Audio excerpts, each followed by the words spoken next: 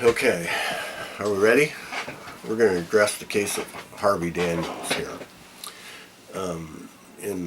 Through my involvement with civil rights groups and litigation, I got involved in a civil rights group over in Lewis County. And I learned about Harvey Daniels. Harvey Daniels was involved in civil litigation over there in Lewis County, and he wound up dying and getting buried in the cemetery over there. And we discovered he was 2 years buried before his death certificate was issued. And immediately I have to raise the question, what's going on here? How is a man 2 years dead and buried not have a death certificate? When I look at the situation in the current voting situation, we used to have to physically get ourselves into the voter's booth and be able to find our way to the voter's booth, be competent enough to get in there and find our way and vote to be able to vote. Well, now the situation is, all you have to do is make an X and have it witnessed by party leaders.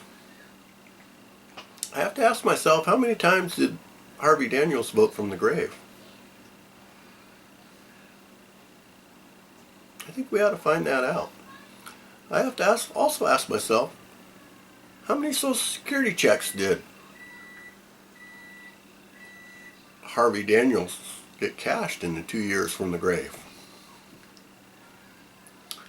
And exactly what happened to the litigation and who benefited from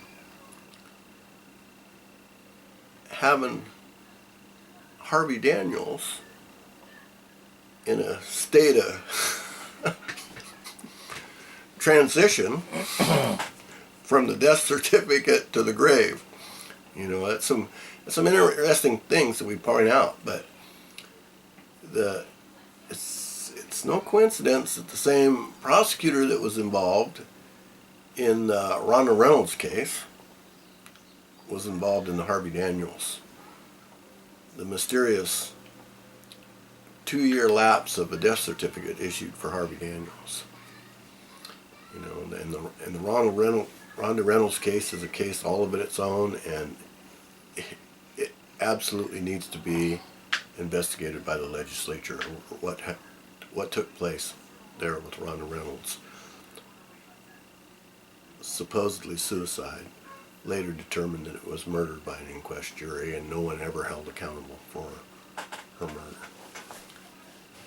Thank you guys for listening.